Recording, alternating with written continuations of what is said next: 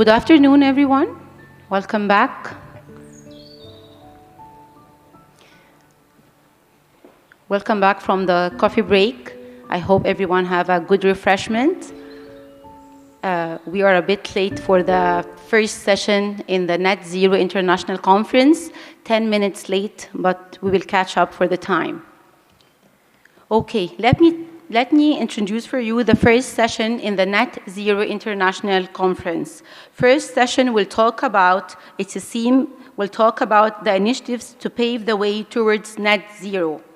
The aim of this session is to shed light on initiatives, education, civil society, government, private sector, and financial institutions to illustrate the importance of innovation and collaboration to shape the future and accelerate the way towards the net zero. Our esteemed speakers at this session will be Ambassador Dr. Hisham Badr, Dr. Salah Al-Haggar, Engineer Sara Battuti, and Engineer Huda Ibrahim. We will start our speakers with Ambassador Hisham Badr. Dr. Hisham Badr, I just have a small part of the biography. He's the National Coordinator of the National Initiative of Smart Green Projects, the National Coordinator of the Islamic Development Bank Annual Conference, the Egyptian Ministry of Planning and Economic Development. From 2019 to 2021, the President of the Executive Board of the WFP, Chairman of the Egyptian National Committee of the Intellectual Property, Chairman of the Egyptian National Committee for the United Nations Security Council Issues, and Dr. Hisham Badr, please, you have the floor.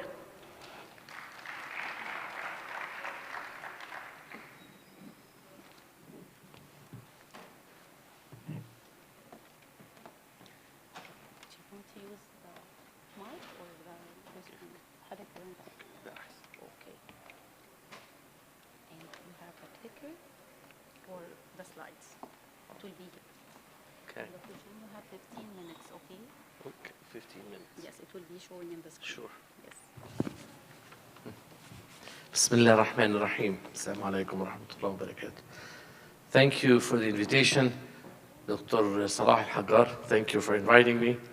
Back home, I graduated from the American University in Cairo, both undergraduate. Then I also finished my master's degree, and I taught 3 courses about 30 years ago: Japanese foreign policy, U.S. Congress in the Middle East, and Arab politics. So this is a place where I, as a previous speaker, minister spoke, that I'm coming back home. So it's a great honor and pleasure to be here, to be invited. You've heard this morning 3 great interventions, very solid interventions by ministers of environment and water and irrigation. So you have a good background, and of course, Dr. Salah Al-Haggar gave you a background where we're going. So you know the vision, where did the Egyptian government stand on this. We are the current president of COP. It's very important to keep that in mind. Egypt is the current president of COP till end of November. And one of the most important things that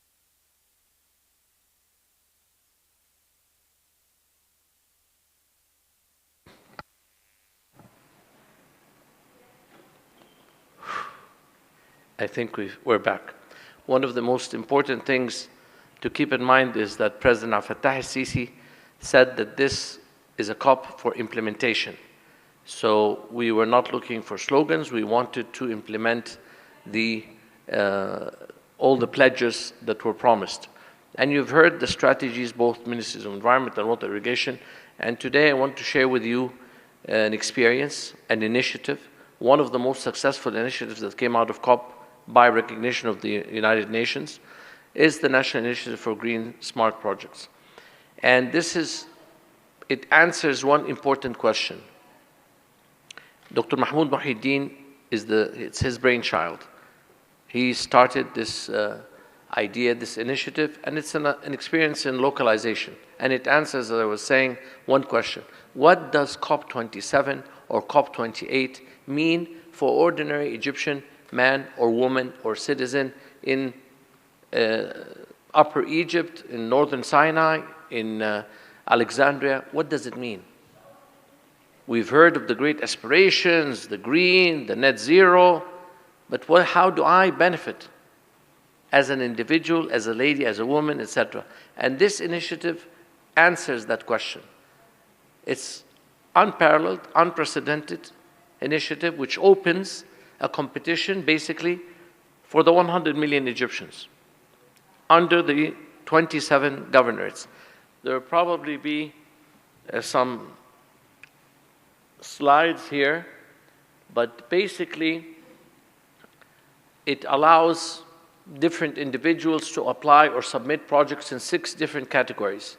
So if you're a woman who has a certain project, you can apply in the woman category, gender-related projects, since of course the government gives precedence and priority to women empowerment. Or if you have a small project, very little, don't have much money, you can apply for the small. If you have startup, you can apply in the startup. If you have a big project, more than 200 million Egyptian pounds, then you apply in the large, in the category, and the medium, and so on, 6 categories. Each governorate is asked to present 6 winning projects, 1 in each category.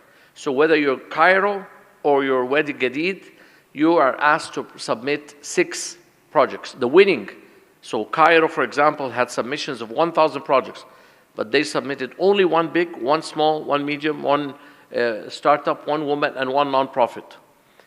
And then, so 6 times 27 governments, that makes 162 projects, which were acknowledged, which were given prizes, which the Prime Minister, Dr. Mustafa Madbouli, in a national conference in Al-Manara in the 3rd of November last year, was able to showcase all these projects to different investors, to financial organizations, to the United Nations, with a view, of course, to seeing opportunities fulfilled, sources of finances for the projects. So the initiative allows localization, it opens. The government has many initiatives, has many projects.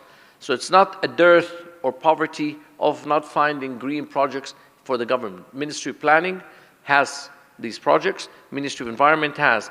But the journey, the importance of awareness to allow everyone, and leaving no one behind, everyone be aware of 2 important lessons. That as we go to the 21st century, the 2 legs in which the Egyptian society and a model for all other nations, not only developing and develop, are 2 elements. Technology, which is smart, and green, which is climate solutions. And the idea here is to present applicable projects. So it's not simple ideas. It is not ideas from the internet. No, it is something which can be applied. Because what we're looking for are solutions. Solutions that face the challenges which are in the different governorates. So we had many very interesting projects that were presented. I was just giving in a previous conversation the project presented by a lady in northern Sinai, in which she had an organic-based plant which clarifies water, which makes it able to be used for drinking. The 21-year-old boy from Alexandria, he's not a boy, but 21 for us, from Alexandria, he invented a robot which goes under the sea and picks up all the plastic bags and the plastic bottles. The man who made a project called Press Me, Ekbisni, which is a car, a mobile, which moves by solar energy and reduces and compresses plastic and metal cans as it goes, so it's a moving factory. The guy who presented the project, you know, Egypt is the biggest producer of dates in the world. The biggest producer of dates in the world. And the biggest challenge to dates and trees, date trees, is the termite, Suset al-Nakhil al-Ahmar. This termite is the one of the enemy of these. And this guy from Swiss University, he brought some Chinese technology and adapted it and put it in the tree. And as the termite, as it produces, he can hear it and uses organic material to be able to destroy it. Or else you will have to burn all the date trees. So the FAO, the Food and Agriculture Organization, said this is our dream. We want this guy. We want to work with him. And so far and so forth. Many other projects. The lady from Alexandria who won the first category, Mona Touman, She took all the remains of the old computers and the mobiles and all the things you have hanging at home, and she used it as to make equipment and cutters. So not only did she save the environment for the remains of all these computers, not only did she was able to sell them, the equivalent machine is sold on the market for 80,000 pounds. She made one for 20,000 pounds and saved the environment.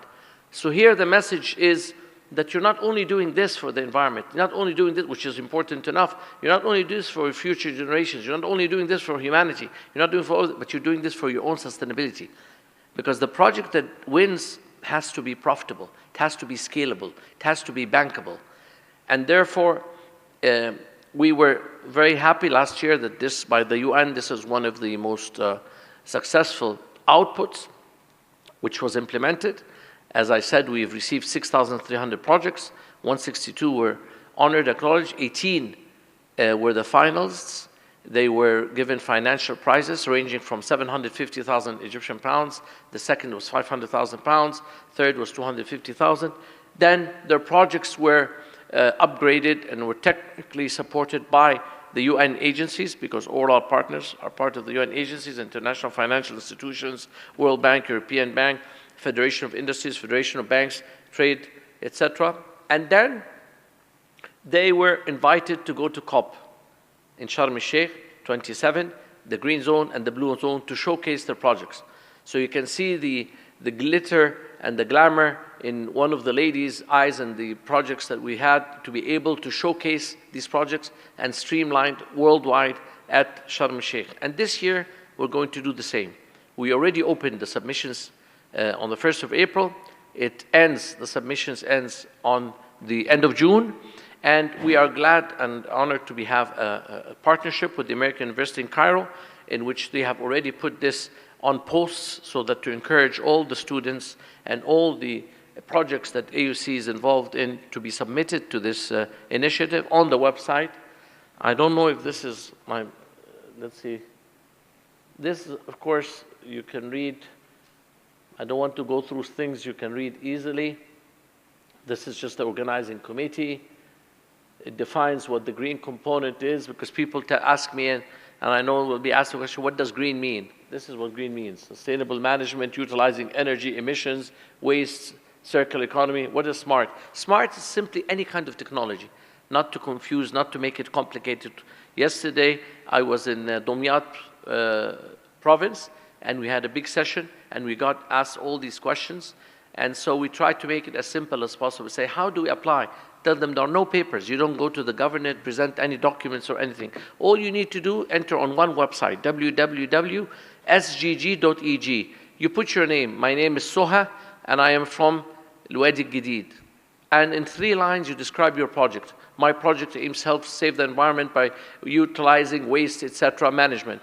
Then you go through the different criteria, which is there. Of course, to be able to win at the end, your project must have impact. That means it must have impact on your community. You can have an excellent project, but which has limited impact, or cannot be replicated, or cannot be scalable, or cannot be used in other governance. As I said, because people would ask, okay, I won, what do you do for me? I'm a woman or a man or a young person who presented and won, what do you do for me? Then, well, besides the acknowledgement, besides the national recognition, besides the gubernatorial recognition and being honored and recognized by the Prime Minister in a major conference, besides the fact that you're being showcased worldwide in COP27 or 28, because the winning projects will be taken to COP28 in the Emirates, and then next year in Australia, and so on. So because we're not doing this just for one case, for 1 year, but it's going to go on, then we tie you up with the different financial institutions. And here's the responsibility of partners. I think the minister and the 2 ministers who spoke, and I think my colleague, Dr. Sara Al-Batouti, will speak behind me. She's a great champion. She's with us in this initiative, and she's helping a lot in it. We always realize that it takes 2 to tango. We're talking about zero emissions, but remember, Egypt is not an emitter. It's one of the very few countries in Africa, including all of Africa, has not done many emissions. And therefore, we are doing more than our part. We ask our partners, the great emitters, the partners who also care about the environment, to bear the responsibility by helping to finance. Finance, finance, finance. As much as we say solutions, solutions, solutions, it's important. And I think yesterday in the African Development, 2 days ago, in the African Development Bank, President Sisi made it very clear that we have to find innovative mechanisms for innovation to help developing countries and to find we're not living in normal circumstances. We're living in very exceptional, extraordinary economic and financial circumstances. Therefore, all the world financial institutions have to react likewise. You cannot be in extraordinary, special, different, not special, but different, very difficult circumstances, and then the world's financial institutions react in a normal manner that we're going to get you same lending, same financing. Absolutely not true. You have to have innovative financing, you have to have green bonds, you have all these different kinds of facilities to allow. Therefore, from the podium of AUC, we call on the different partners. We have, on our part, as Egypt, have done a lot of projects. We have presented something which no other country, by the way, not only in the developing country, nor in the world, in Europe and the US, has opened such an initiative. We are looking forward to see how partners in the private sector in different parts of the West can partner with us in order that this goes forward, and in order to say that, okay, we have done our part, we can expect you also to do your part with this. So this is just some of the how do we empower the projects. So at the end of the day, we as I said, I want to thank AUC for partnering with us. We hope that all of you, if you have projects, or some of you who at least know of people who have these projects, to submit them. The benefits, you might not win. You might say, okay, I presented, but I have not won. In Damietta yesterday, someone told me, sir, I don't need to apply because I have the funding. I told him it doesn't matter. It's not only a question of funding, because we'll get you partners, we can replicate your project, it can be scalable, etc. Then you will tell me, so what else?